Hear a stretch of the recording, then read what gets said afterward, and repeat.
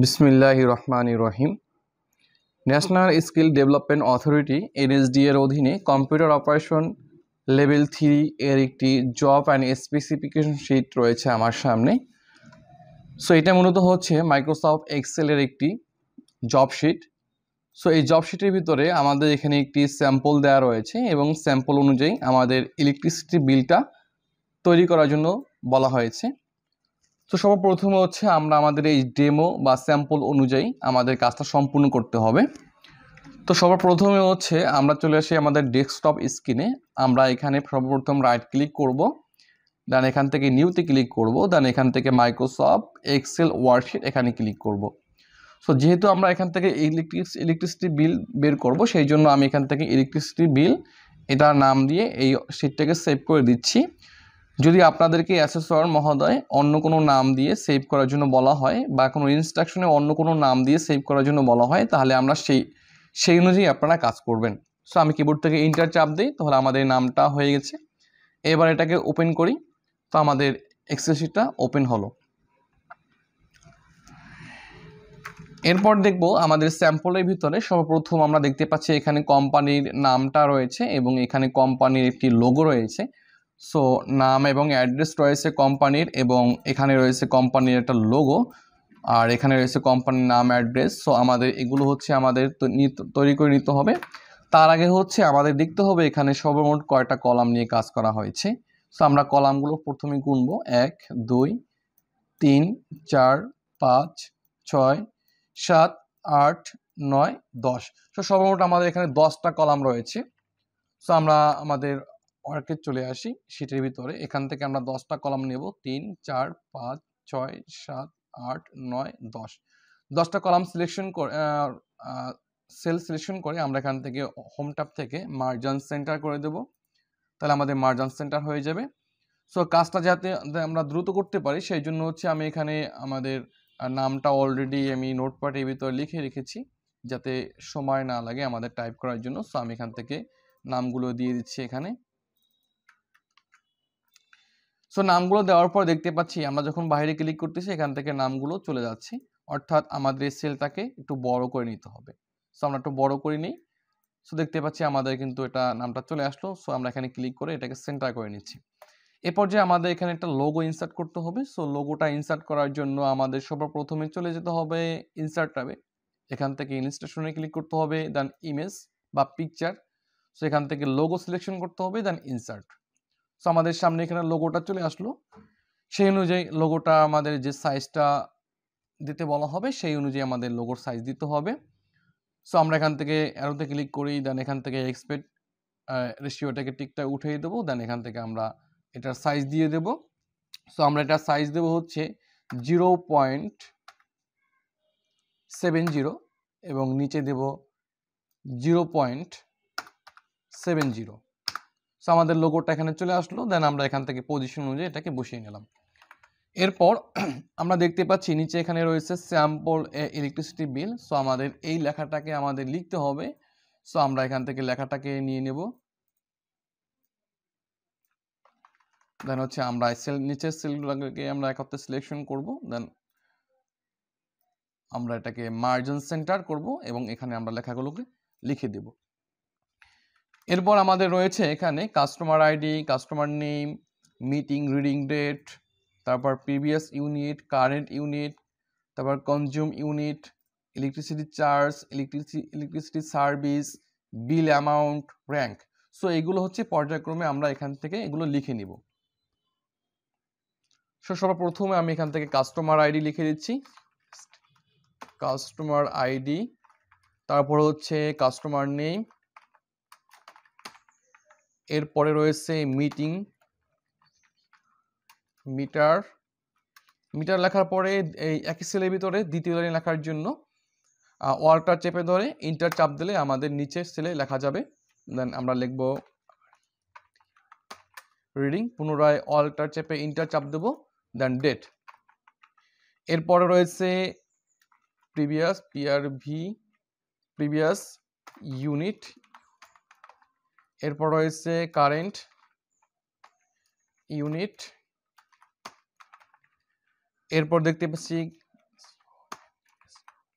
Consumed unit. এরপর রয়েছে electricity charge, electricity charge. এরপর আছে আমাদের service charge, service charge.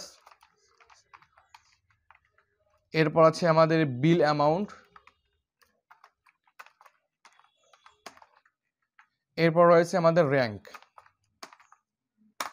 So এগুলো লেখা শেষ। এবার হচ্ছে আমরা এখান থেকে এই নাম্বার যে 3 নম্বর রো রয়েছে, আমরা এখানে কার্সর পয়েন্টের মাধ্যমে ক্লিক করব, তাহলে আমাদের এই রোটা সম্পূর্ণ সিলেকশন হয়ে যাবে। দেন আমরা এখান থেকে সেন্টার করে দেব। সো আমাদের এগুলো সেন্টার হয়ে গেল। প্রয়োজনে হচ্ছে আমাদের এইগুলোর কলামগুলো আমরা একটু বড় ছোট করে নিব, যাতে আমাদের লেখাগুলো সম্পূর্ণ সঠিকভাবে দেখা যায়, এই জন্য। সো আমরা এটা করে নিলাম। এরপর দেখতে পাচ্ছি আমাদের এখানে রয়েছে customer ID. So customer ID এখানে রয়েছে, প্রথমে দেখতে পাচ্ছি 01101001, তারপর রয়েছে 101002, এভাবে রয়েছে।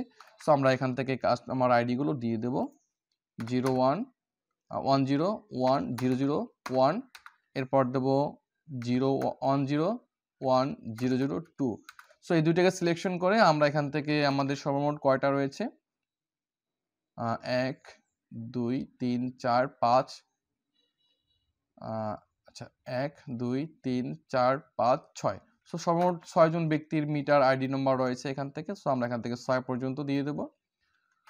সো আমাদের 6 পর্যন্ত দেওয়া শেষ। এরপর হচ্ছে আমাদের রয়েছে কাস্টমার নেম। সো আমরা এখান থেকে জাস্ট নর্মালি ABC লিখে দিই।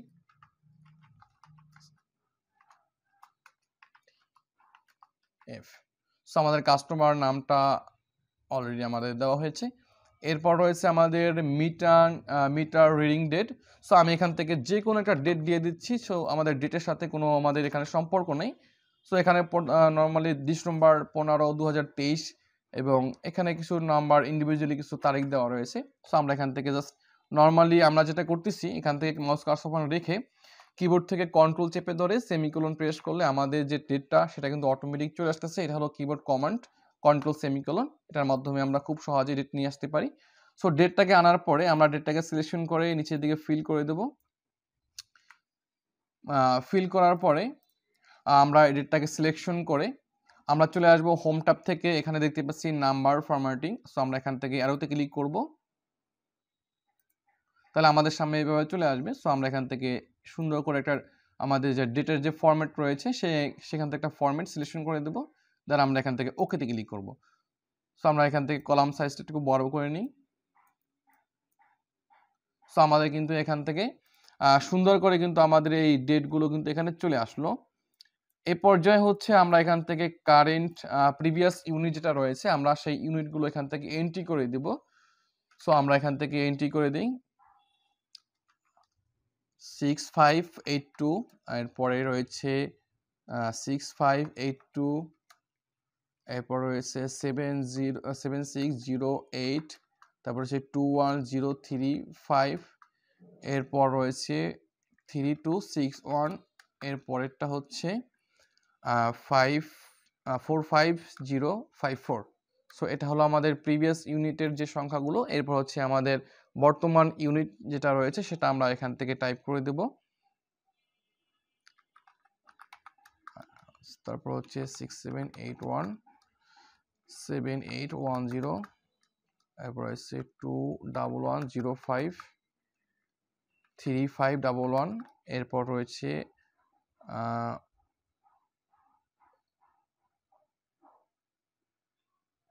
45054। সো আমাদের এটা হয়ে গেল। এবার সবগুলোকে সিলেকশন করে আমি হচ্ছে হোম ট্যাব থেকে এগুলোকে ওয়াল বর্ডার করে নিচ্ছি, যাতে আমাদের সবগুলো দেখতে সুবিধা হয়। সো আমাদের হয়ে গেল। এরপর আমরা একটু প্রশ্ন দেখে আসি। প্রশ্নে আমাদের এখান থেকে প্রিভিয়াস ইউনিট লেখা শেষ হয়ে গেছে, আমাদের কারেন্ট ইউনিট লেখা শেষ হয়ে গেছে। আমাদের এখান থেকে এই যে কনজিউম বা মোট কত ইউনিট সেটা আমাদের বের করতে হবে। সো এটা বের করার জন্য আমরা এখান থেকে প্রথমে ইকুয়াল দিব, দেন আমাদের বর্তমান unit current unit minus previous unit দিয়ে ইন্টার চাপ দেবো, তাহলে আমাদের ইউনিট এখান থেকে চলে আসতেছে। সো আমরা এখান থেকে নিচের দিকে ফিল হ্যান্ডেলের মাধ্যমে ফিল করে দিচ্ছি। তাহলে বর্তমান যে আমাদের ইউনিট, সেই ইউনিটটা কিন্তু আমাদের চলে আসলো। সো এটা হলো আগের মাসের ইউনিট, আর এটা হলো যে প্রিভিয়াস। সো বর্তমান এবং আগের মাসের যে ইউনিট রয়েছে সেটা মাইনাস করলে কিন্তু আমাদের এখন বর্তমানে যে ইউনিট সেটা কিন্তু আমাদের এখান থেকে চলে আসতেছে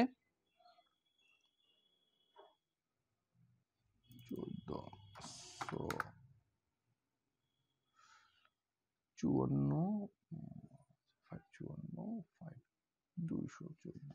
ওকে। সো আমাদের এখানে একটা ভুল হয়েছিল, আমাদের লক্ষ্য করতে হবে যে আমাদের ডাটাগুলো ঠিক আছে কিনা।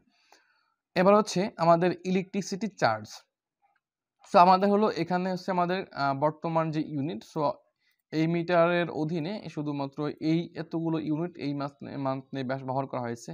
আবার এই মিটারের অধীনে এতগুলো ইউনিট ব্যবহার করা হয়েছে। সো এই হচ্ছে চার্জ কত হবে।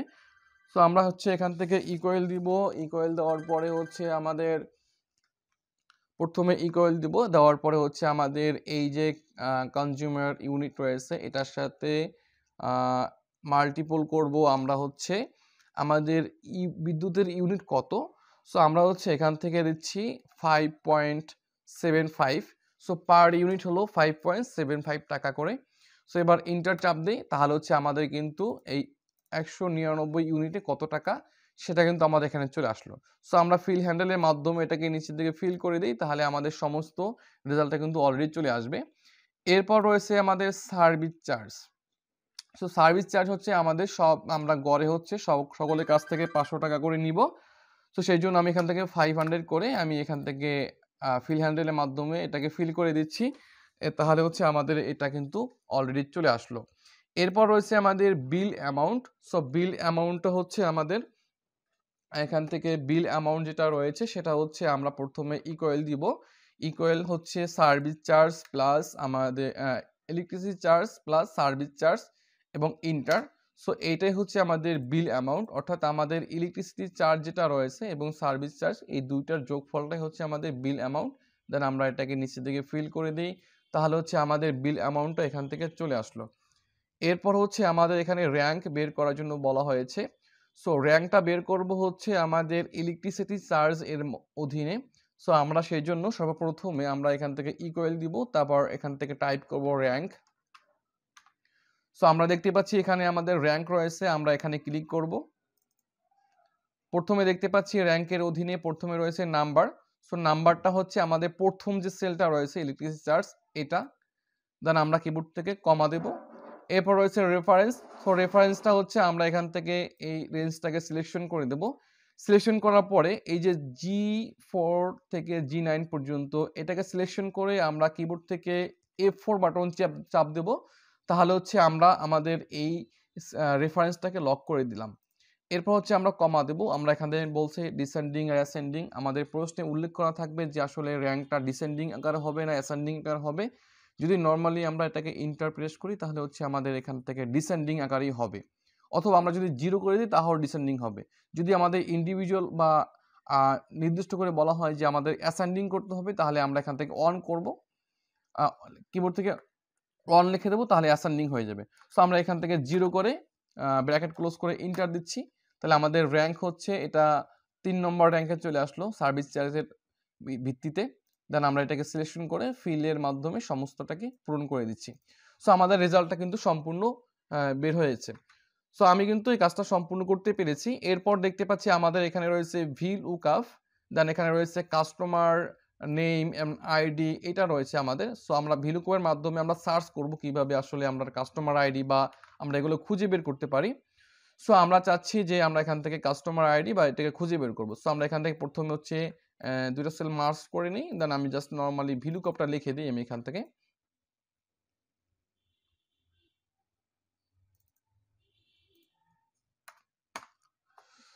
এরপর হচ্ছে আমাদের এখানে হবে কাস্টমার আইডি, দেন আমরা প্রশ্ন দেখি একটু, customer ID and customer name. So আমরা এখান থেকে কাস্টমার আইডি অ্যান্ড কাস্টমার নেমটাকে নিয়ে আসি এখানে। এরপর হচ্ছে আমরা এটাকে সিলেকশন করে দেন এটাকে ফিল করে দিই। সো আমরা এখানে প্রথমে যে কোনো একটা কাস্টমার আইডিকে কপি পেস্ট করি, বা আমি লিখে দিই এখানে টাইপ করে দিই, তাহলে ভালো বুঝতে পারবো আমরা। সো কাস্টমার আইডি আমরা এখানে একটা নিয়ে আসি।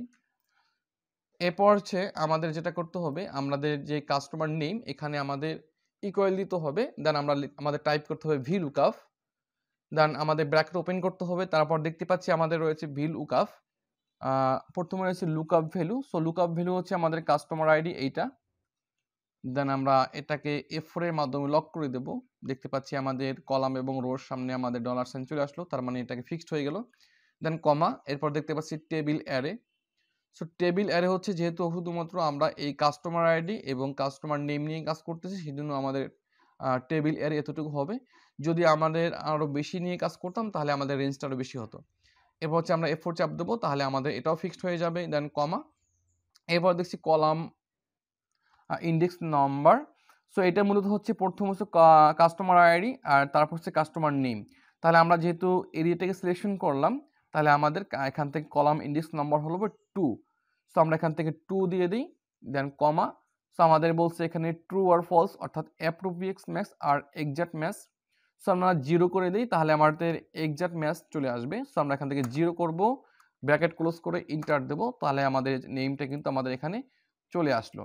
সো এই পর্যায়ে যদি আমরা এখান থেকে এই কাস্টমার আইডিটাকে চেঞ্জ করে দিই এখান থেকে, তাহলে কিন্তু আমাদের সেই কাস্টমার আইডি অনুযায়ী আমাদের কাস্টমার নেমটা চলে আসবে। অর্থাৎ দেখতে পাচ্ছেন এখানে 102 যেটা রয়েছে তার কাস্টমার নেম হলো বি। অথবা আমি যদি এখান থেকে 2টাকে পরিবর্তন করে 5 করে দিই, দেন ইন্টার প্রেস করি, তাহলে দেখেন এখানে 5 এর অধীনে কিন্তু এখানে কাস্টমার নেম হচ্ছে ই, তাহলে কিন্তু সেইটা চলে আসতেছে। অর্থাৎ এখানে সার্চ করলে কিন্তু সেই অনুযায়ী কিন্তু আমাদের রেজাল্টটা চলে আসতেছে। সো এইটাই মূলত আমাদের এই কাজটা ছিল। সো আমাদের এই যে জব শিটটা ছিল এটা সম্পূর্ণ হয়েছে। আপনাদেরকে অসংখ্য ধন্যবাদ যে এতক্ষণ ধৈর্য ধরে আমার এই ভিডিওটা সম্পূর্ণ দেখার জন্য। আশা করি আমি আপনাদের এই জব শিটটা সম্পর্কে সম্পূর্ণ একটি ক্লিয়ার আইডিয়া দেওয়ার চেষ্টা করছি। আশা করি ভালো করে বুঝাইতে পেরেছি। যদি কোনো সমস্যা হয় বা বুঝতে অসুবিধা হয় অবশ্যই আমাকে কমেন্ট করবেন। আমি হচ্ছে আপনাদের কমেন্টের মাধ্যমে অথবা নতুন করে অন্য একটা ভিডিও তৈরি করার মাধ্যমে আপনাদের সেই সমস্যার সমাধান দেওয়ার চেষ্টা করব। আপনাদেরকে অসংখ্য ধন্যবাদ। সকলে ভালো থাকবেন। খোদা হাফেজ।